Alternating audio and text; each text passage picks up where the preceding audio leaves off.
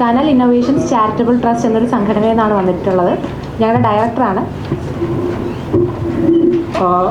യഥാർത്ഥത്തിൽ ഒരു പ്രസ് മീറ്റിനേക്കാൾ കൂടുതൽ ഒരു അവയർനെസ് എന്നുള്ളൊരു രീതിയിൽ ഒരു സമഗ്ര ലൈംഗികതാ വിദ്യാഭ്യാസം അത് കേരളത്തിലേക്ക് ഇൻട്രൊഡ്യൂസ് ചെയ്ത ഒരു സംഘടനയാണ് നമ്മൾ. അപ്പം തിരുവനന്തപുരം ജില്ലാ ഭരണകൂടവും പൊതുവിദ്യാഭ്യാസ വകുപ്പുമായിട്ട് ചേർന്നിട്ട് കഴിഞ്ഞ വർഷം മുതൽ 2023 മുതൽ തിരുവനന്തപുരം ജില്ലയിൽ സമഗ്ര ലൈംഗികതാ വിദ്യാഭ്യാസം കൊടുത്തുകൊണ്ടിരിക്കുകയാണ്.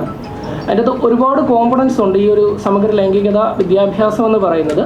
അതിൻ്റെ 3ാം ഘട്ടത്തിൻ്റെ ഉദ്ഘാടനം ഈ 27-ാം തീയതി ബഹുമാനപ്പെട്ട വിദ്യാഭ്യാസ വകുപ്പ് മന്ത്രി ശിവൻകുട്ടി സാറ് കട്ടേല ശ്രീകാര്യത്തിനടുത്തുള്ള Kattela model Ambedkar model residential സ്കൂളിൽ വെച്ചിട്ട് അതിൻ്റെ നിർവഹിക്കുകയാണ്. അപ്പം ഈ സമഗ്ര ലൈംഗികത വിദ്യാഭ്യാസം എന്നത് അതിൻ്റെ പ്രാധാന്യം അല്ലെങ്കിൽ എന്തുകൊണ്ടാണ് നമ്മുടെ നാട്ടിൽ ഇതിൻ്റെ ഒരു ആവശ്യകത എന്താണ്, ഇങ്ങനെയുള്ള കുറച്ച് കാര്യങ്ങളെക്കുറിച്ചിട്ട് സംസാരിക്കുന്നതിനാണ് യഥാർത്ഥത്തിൽ ഇത്തരത്തിലൊരു പ്രസ് മീറ്റ് സംഘടിപ്പിക്കാൻ ആഗ്രഹിച്ചത്. അപ്പോൾ സമഗ്ര ലൈംഗികതാ വിദ്യാഭ്യാസം എന്ന് പറയുന്നത് സാധാരണ ലൈംഗിക വിദ്യാഭ്യാസത്തിൽ നിന്ന് എന്തുകൊണ്ട് വ്യത്യസ്തമായിരിക്കുന്നു, നമ്മുടെ തൊഴിലിടങ്ങളിലായാലും അല്ലെങ്കിൽ സ്ത്രീകൾക്കും ലിംഗലൈംഗിക ന്യൂനപക്ഷങ്ങൾക്കും പലപ്പോഴും പാർശ്വവൽക്കരിക്കപ്പെട്ടിട്ടുള്ള പുരുഷന്മാർക്കും എന്തുകൊണ്ട് അതിക്രമങ്ങൾ ഉണ്ടാകുന്നു, അതിന് എങ്ങനെയാണ് സമഗ്ര ലൈംഗികതാ വിദ്യാഭ്യാസം ഒരു പരിഹാരമാകുന്നത്, ഇതാണ് യഥാർത്ഥത്തിൽ നമ്മൾ ഈ ഒരു ക്യാമ്പയിനിലൂടെ നമ്മൾ കുട്ടികളുടെ ഇടയിലേക്ക് കൊടുത്തുകൊണ്ടിരിക്കുന്നത്. ഇതുവരെയുള്ള കഴിഞ്ഞ 5-6 വർഷം കൊണ്ട് ഏകദേശം 24,000-ഓളം കുട്ടികൾക്കാണ് നമ്മൾ സമഗ്ര ലൈംഗികതാ വിദ്യാഭ്യാസം കൊടുക്കാൻ പറ്റിയിട്ടുള്ളത്. ആ വേർഡ് തന്നെ കോംപ്രഹെൻസീവ് സെക്ഷുവാലിറ്റി എഡ്യൂക്കേഷൻ എന്ന് പറയുന്ന വേർഡ് തന്നെ സെക്സ് എഡ്യൂക്കേഷൻ എന്നതിൽ നിന്ന് ഒരുപാട് വ്യത്യാസമുള്ള ഒരു കോൺസെപ്റ്റാണ്. ഇത് യൂണിസെഫ് അതേപോലെ WHO തുടങ്ങിയിട്ടുള്ള ഇൻ്റർനാഷണൽ ആയിട്ടുള്ള പല ഓർഗനൈസേഷൻസും മുന്നോട്ട് വെക്കുന്ന ഒരു കാഴ്ചപ്പാട് കൂടിയാണ്. ഇതെന്ന് പറയുന്നത് കേവലം ലൈംഗിക വിദ്യാഭ്യാസം അതല്ലെങ്കിൽ സെക്സിനെ കുറിച്ച് മാത്രം പഠിക്കുന്നതിനേക്കാൾ ഉപരിയായി ഏകദേശം 6-7 ടോപ്പിക്കുകൾ കവർ ചെയ്യുന്ന വളരെ സമഗ്രമായിട്ടുള്ള ഒരു വിദ്യാഭ്യാസ രീതിയാണ്. ഇന്ത്യയിൽ തന്നെ വളരെ അപൂർവമായിട്ടുള്ള സംസ്ഥാനങ്ങളിൽ മാത്രമാണ് സമഗ്ര ലൈംഗികതാ വിദ്യാഭ്യാസം നടപ്പിലാക്കിയിട്ടുള്ളത്. അതിൻ്റെ അകത്ത് ഒരു സംസ്ഥാനം എന്ന് പറയുന്നത് കേരളം. ഈ പ്രോജക്റ്റ് എക്സ് എന്ന് പറയുന്ന ഒരു ക്യാമ്പയിനോടുകൂടി നമ്മുടെ പ്രോജക്റ്റ് എക്സ് എന്ന് പറയുന്ന ക്യാമ്പയിനോടുകൂടി കേരളത്തിലും ഈ ഒരു വിദ്യാഭ്യാസ രീതി കൊണ്ടുവന്നിട്ടുണ്ട്. ഇതിന് ഒരുപാട് പരിമിതികളും ഇപ്പോൾ നമ്മൾ നേരിടുന്നത്. കാരണം കുറഞ്ഞ ഒരു സമയത്തിനുള്ളിലാണ് ഇപ്പം കുട്ടികൾക്ക് നമ്മൾ ഈ ഒരു വിഷയത്തെക്കുറിച്ചിട്ടുള്ള വിദ്യാഭ്യാസം നൽകുന്നത്. അത് കൂടുതൽ സമയത്തിലേക്ക് ഈ വരുന്ന കാലയളവിൽ ഒരുപക്ഷെ വ്യാപിപ്പിക്കാൻ പറ്റുമായിരിക്കാം.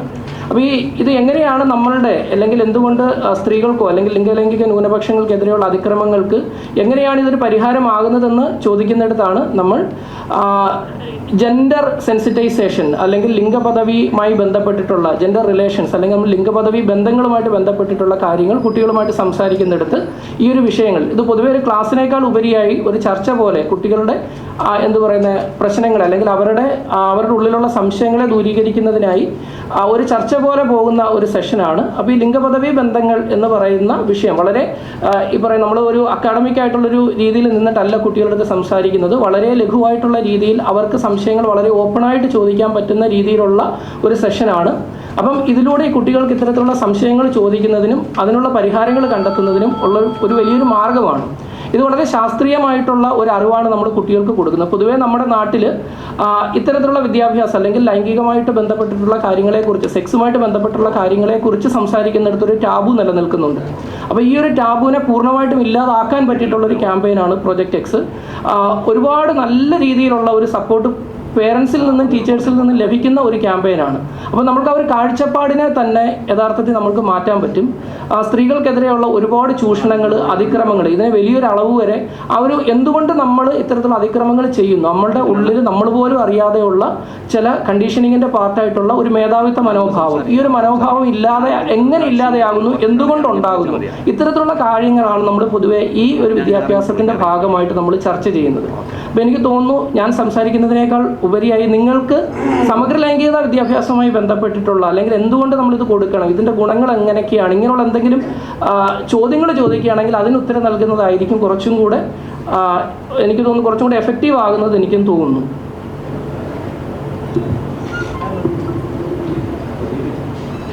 ചോദ്യങ്ങൾ എന്തെങ്കിലും ഉണ്ടെങ്കിൽ ആർക്കെങ്കിലും ചോദിക്കാം.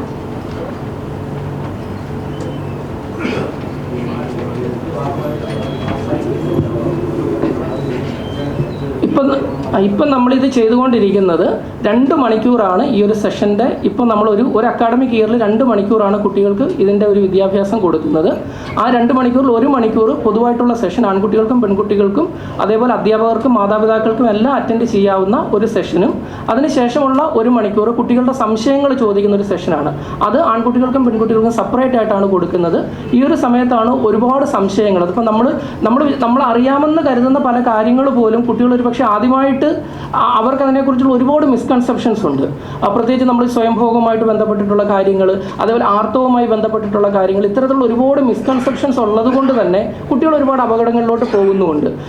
പോൺ മൂവീസുമായിട്ട് ബന്ധപ്പെട്ടിട്ടുള്ള കാര്യങ്ങൾ, പലതരത്തിലുള്ള അഡിക്ഷനുകൾ, ഇത്തരത്തിലുള്ള കാര്യങ്ങളൊക്കെ യഥാർത്ഥത്തിൽ കുട്ടികൾ ഓപ്പണായിട്ട് ചോദിക്കുന്നത് ഈ സെക്കൻഡ് വരുന്ന 1 മണിക്കൂർ സമയത്തിലാണ്. അങ്ങനെ നമുക്ക് 2 മണിക്കൂർ സമയമാണ് ഇപ്പോൾ നമ്മളൊരു അക്കാഡമിക് ഇയറിൽ ഈ കോംപ്രഹെൻസീവ് സെക്ഷുവാലിറ്റി എഡ്യൂക്കേഷനായിട്ട് ഇപ്പോൾ നമ്മൾ ഡിസൈൻ ചെയ്തിട്ടുള്ളത്. നമ്മൾ കഴിഞ്ഞ വർഷം ചെയ്തത് 50 സ്കൂളുകളിലായിരുന്നു. 5500 കുട്ടികൾക്കാണ് തിരുവനന്തപുരം ജില്ലയിലുള്ള ഹൈസ്കൂൾ, ഹയർ സെക്കൻഡറി സ്കൂളുകളിലുള്ള 5500 വരെ കുട്ടികൾക്കാണ് നമ്മൾ ആ ഒരു ട്രെയിനിങ് കൊടുത്തത്. ഇപ്പോൾ അതിൻ്റെ ഒരു സെക്കൻഡ് ഫേസ്, അതും ഫസ്റ്റ് ഫേസ് ചെയ്തപ്പോഴത്തേക്കാണ് പല കുട്ടികളും പറഞ്ഞത് അവരുടെ പല കുട്ടികൾ ഓപ്പണായിട്ട് സംസാരിക്കാറുണ്ട്. അപ്പോൾ അവർ പറയുന്ന അവർക്ക് കൂടുതൽ ഇത്തരത്തിലുള്ള അബ്യൂസുകൾ ഉണ്ടാകുന്നൊരു ഏജ് കാറ്റഗറി എന്ന് പറയുന്നത് അവരൊരു 2ാം ക്ലാസ് മുതൽ 6ാം ക്ലാസ് വരെ വരുന്ന ആ ഒരു സമയത്തിനിടയിലാണ് അവർക്കൊരു ഫസ്റ്റ് സെക്ഷൽ ഒരു ഒരു അബ്യൂസിൻ്റെ ഫസ്റ്റ് എക്സ്പീരിയൻസ് ഉണ്ടാകുന്നത്. അതുകൊണ്ടാണ് നമ്മളൊരു 2ാം ഘട്ടമായിട്ട് ഇതിൽ അധ്യാപകർക്കുള്ള, അപ്പോൾ നമ്മൾ തിരുവനന്തപുരം വിദ്യാഭ്യാസ ജില്ലയിലുള്ള 100 LP UP സ്കൂളുകളിലെ 200 അധ്യാപകർക്ക് ഇതിൻ്റെ ഒരു കപ്പാസിറ്റി ബിൽഡ് ചെയ്യുന്നൊരു ട്രെയിനിങ് നമ്മളിപ്പം ചെയ്യുന്നുണ്ട്. ഇത് ഗൈഡ് ഹൗസ് ഇന്ത്യ എന്ന് പറയുന്നൊരു കമ്പനിയുടെ അവരുടെ സാമൂഹിക പ്രതിബദ്ധത ഫണ്ട് ഉപയോഗിച്ചിട്ട് നമ്മൾ ചെയ്യുന്നൊരു പദ്ധതിയാണ്. പൊതുവിദ്യാഭ്യാസ വകുപ്പും ജില്ലാ ഭരണകൂടത്തിന് സംയുക്ത എന്ന് പറയുന്ന ഒരു ഇനിഷ്യേറ്റീവ് ഉണ്ട്. ഇത്തരത്തിൽ അതായത് NGOകളെയും അല്ലെങ്കിൽ സംഘടനകളെയും ഗവൺമെൻറ് ഡിപ്പാർട്ട്മെൻറ്റുകളെയും CSR കമ്പനികളെയും കൂടെ ഒരു പ്ലാറ്റ്ഫോമിൽ കൊണ്ടുവരുന്ന ഒരു സംവിധാനമാണ്. ഈ സംവിധാനത്തിൻ്റെ ഭാഗമായിട്ട് കുറേ ഇനിഷ്യേറ്റീവ്സ് ജില്ലാ ഭരണകൂടത്തിൻ്റെ ഭാഗമായിട്ട് നടക്കുന്നുണ്ട്. അത്തരത്തിലുള്ളൊരു ക്യാമ്പയിനാണ് ഈ പ്രോജക്റ്റ് എക്സ് എന്നുള്ളത്. അപ്പം ഇത്തരത്തിൽ നമ്മൾ അധ്യാപകർക്കുള്ള കപ്പാസിറ്റി ബിൽഡിംഗ്, ഇതിൻ്റെ ഏറ്റവും വലിയൊരു ബുദ്ധിമുട്ടെന്ന് പറഞ്ഞാൽ എല്ലാ അധ്യാപകർക്കും അല്ലെങ്കിൽ എല്ലാ മനുഷ്യർക്കും സെക്ഷുവാലിറ്റി എഡ്യൂക്കേറ്റർ ആകാൻ കഴിയത്തില്ല. കാരണം ഇതിൻ്റെ ഏറ്റവും പ്രധാനമായിട്ട് നമ്മളിൽ വേണ്ടുന്നത് ഒരു ആറ്റിറ്റ്യൂഡ് ചേഞ്ചാണ്. നമ്മൾ എങ്ങനെ നമ്മളുടെ ചുറ്റുമുള്ള മനുഷ്യരെ കാണുന്നു എന്നതിലുള്ള ഒരു ആറ്റിറ്റ്യൂഡ് ചേഞ്ച് നമ്മൾക്കുണ്ടെങ്കിൽ മാത്രമേ ഒരു സെക്ഷുവാലിറ്റി എഡ്യൂക്കേറ്റർ ആകാൻ പറ്റൂ. അത്തരത്തിൽ ഒരു ആറ്റിറ്റ്യൂഡ് ചേഞ്ച്, ഇത്തരത്തിലുള്ള കേസുകൾ ചെറിയ പ്രായത്തിൽ കുട്ടികൾക്ക് എന്തുകൊണ്ട് തുറന്നു പറയാൻ പറ്റുന്നില്ല. അപ്പം കുട്ടികൾ തുറന്നു പറയുമ്പോൾ ഇത്തരത്തിലുള്ള കേസുകളെ എങ്ങനെ കൈകാര്യം ചെയ്യണം, ഈ ഒരു പരിശീലനമാണ് നമ്മൾ 200 അധ്യാപകർക്ക് ഇപ്പം നൽകിക്കൊണ്ടിരിക്കുന്നത്. അത് ആ ഏജ് കാറ്റഗറിയിലുള്ള, എന്തുകൊണ്ട് ആ ഒരു ഏജ് കാറ്റഗറിയിലുള്ള കുട്ടികൾക്കുള്ള അധ്യാപകരെ നമ്മൾ തിരഞ്ഞെടുത്തു എന്ന് ചോദിച്ചു കഴിഞ്ഞാൽ കുട്ടികളിൽ നിന്ന് കിട്ടിയ റെസ്പോൺസ് കൊണ്ടാണ്. ഇങ്ങനെയാണ് ഈ ഒരു ഏജിലുള്ള കുട്ടികൾക്ക് കൂടുതൽ അബ്യൂസ് ഉണ്ടാകുന്നു. അതിന് ഒരുപക്ഷെ നമ്മുടെ നാട്ടിൽ ഇതിനകത്ത് നമ്മൾ ഇപ്പോൾ കാണാൻ പറ്റും ഏകദേശം 35,000-ഓളം പോക്സോ കേസുകളാണ് നമ്മൾ റിപ്പോർട്ട് ചെയ്തിട്ടുള്ളത് കഴിഞ്ഞ 12 വർഷത്തിനുള്ളിൽ. പക്ഷേ ഇതിനേക്കാൾ ഏകദേശം 10 മടങ്ങാണ് റിപ്പോർട്ട് ചെയ്യപ്പെടാതെ പോകുന്ന കേസുകൾ. അപ്പോൾ ഇത്തരത്തിലുള്ള കേസുകൾ നമ്മൾ റിപ്പോർട്ട് ചെയ്യുമ്പോൾ എങ്ങനെ കൈകാര്യം ചെയ്യണം എന്നുള്ളതിൻ്റെ ഒരു ട്രെയിനിങ് അധ്യാപകർക്ക് നമ്മൾ കൊടുക്കുന്നുണ്ട്. അപ്പോൾ 1ാമത്തെ ഘട്ടത്തിൻ്റെ ഒരു വിജയകരമായി പൂർത്തീകരിച്ചതുകൊണ്ടാണ് നമ്മളിപ്പോൾ 3ാം ഘട്ടമായിട്ട് 150 സ്കൂളുകളിലുള്ള 15,000 വിദ്യാർത്ഥികൾക്ക് ഈ ഒരു പരിശീലനം നമ്മൾ നൽകാൻ തീരുമാനിച്ചു.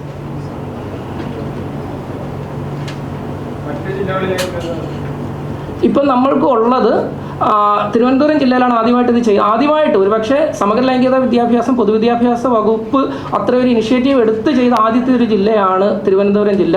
ഇതിൻ്റെ ഒരു തുടർച്ച എന്നോണം ഇപ്പോൾ എറണാകുളം ജില്ലയിലും ജില്ലാ കളക്ടറിൻ്റെ ഒരു ഇനിഷ്യേറ്റീവായിട്ട് ഇത്തരത്തിലുള്ളൊരു സമഗ്ര ലൈംഗികത വിദ്യാഭ്യാസം പ്രോജക്റ്റ് എക്സിൻ്റെ ഒരു ക്യാമ്പയിൻ അവിടെ 100 സ്കൂളുകളിൽ ചെയ്യുന്നതിനുള്ള ഒരു അന്തിമഘട്ടത്തിലുള്ള ചർച്ച ഇപ്പോൾ നടന്നുകൊണ്ടിരിക്കുകയാണ്. പത്തനംതിട്ട ജില്ലയിലും അതേപോലെ തന്നെ അവിടുത്തെ ഡിസ്ട്രിക്ട് കളക്ടർ ഒരു ഇനിഷ്യേറ്റീവ് ഇപ്പം എടുക്കുന്നുണ്ട്. പ്രോജക്റ്റ് എക്സ് പോലെ തന്നെ നമുക്കൊരു ക്യാമ്പയിൻ കുട്ടികളിലേക്ക് എത്തിക്കുന്നതിനായിട്ട്, ഈ ഒരു വിദ്യാഭ്യാസത്തിനെ കുട്ടികളിലോട്ട് എത്തിക്കുന്നതിനായിട്ടുള്ളൊരു ക്യാമ്പയിനും ഇപ്പം നടത്തിക്കൊണ്ടിരിക്കുകയാണ്. ഇപ്പം നമുക്ക് കറൻ്റ്ലി ഉള്ളത് നമുക്ക് 3 ജില്ലകളിലേക്കാണ് നമ്മൾ ചെയ്യാൻ ഉദ്ദേശിക്കുന്നത്. നടന്നുകൊണ്ടിരിക്കുന്നത് തിരുവനന്തപുരം ജില്ലയിൽ മാത്രമാണ്.